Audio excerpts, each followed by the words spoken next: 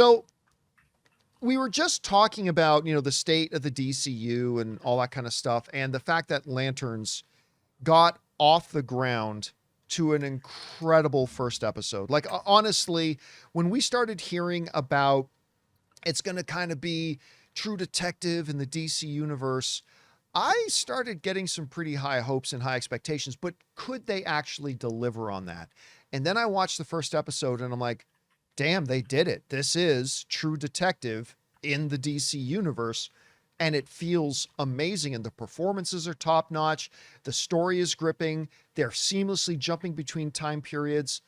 I thought this is off to a great start. Well, looks like I wasn't the only one, because according to the story and Deadline, everybody wanted to tune in to watch Lanterns.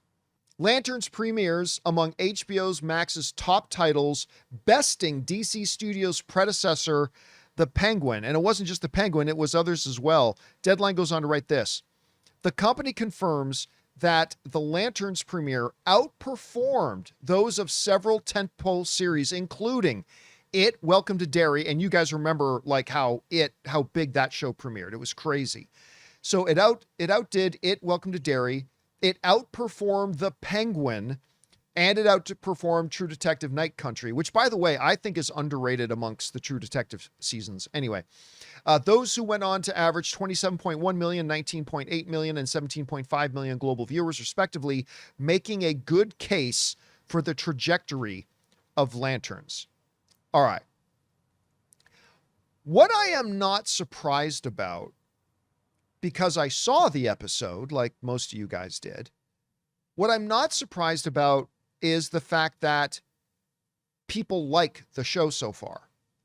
Like, that doesn't surprise me because I think it's great. And so I'm not surprised a lot of other people think it's great. I think the last I checked, like the critic rating on it was somewhere around a 92 or 93%, maybe 94, something like that. Strong audience scores too, all that kind of stuff. Not surprised about that. But here's what I am kind of surprised at. I didn't know if anybody else was interested in this show other than me. Like, remember, we're talking about the first episode. So the word hadn't gotten out that some reviews had come out, guys, but like word hadn't gotten out that the series was great. There hadn't been word of mouth yet because people hadn't seen it. So I'm not surprised that people liked it.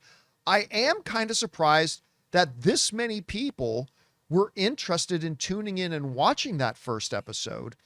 And considering how good it was, I think its ratings are only going to go up. I mean, I think this is probably going to end up being the highest viewed DC series maybe ever. So I'm going to be honest with you, Rob. I'm kind of surprised by these numbers, pleasantly surprised, but surprised by them. Anyway, question is for you, Rob. What do you think about these numbers? They're saying like it actually outperformed Penguin. It outperformed It. It's one of their biggest debuts ever. I don't know. Are you surprised by those numbers? And do you see these ratings going up, going down? What do you think? Well, look, first of all, I think people forget that they've got two great marquee draws in Kyle Chandler and Aaron Pierre. Yeah. Aaron Pierre's coming off of Rebel Ridge, and that movie did very well, and people loved him in that because he kicked ass. And Kyle Chandler is not just Friday Night Lights. He was in that show, what is it, Bloodlines? Yeah, he was great in that. He was great in that, and he's turned in not a bad performance. And I think the pairing of those guys was sort of irresistible. You see him. I think a lot of people might have tuned in not even knowing it was a superhero-oriented show. But it ticks a lot of boxes. I mean, everybody likes buddy cop stories when they're done well. And the dynamic between the two of them is just fun to watch. In that first episode, Aaron Pierre gets a little something, something from grandma. Hal Jordan finds an alien. I mean, there's all kinds of fun to be had on this show. So I think that word of mouth has been pretty good on it. We, John, we always tend to judge things from the fan perspective, from the bubble we live within. But you got to think about how people that don't know the DC universe are discovering these things for the first time. And it's an intriguing show. I think people want to know where's it going to go. And the preview they had for the rest of the season after this first episode looked great. So I don't think, put aside what you as a fan wanted from a Green Lantern series, and you have to judge this on what it is. Now, there's a lot of people that have don't like it, and they've got a lot of valid criticisms. But I liked it as a lifelong Green Lantern fan, and I was really entertained. So it doesn't surprise me that a lot of people tuned into this show and are loving it.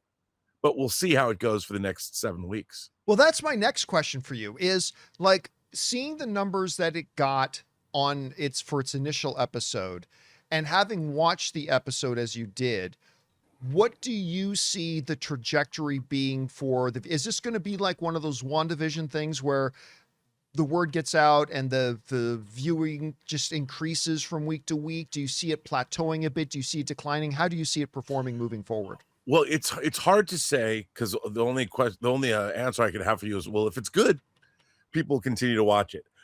It looks like it's going to be good for me. I mean, I think that, you've got gold in the relationship between the two of them. There's a really good secondary cast.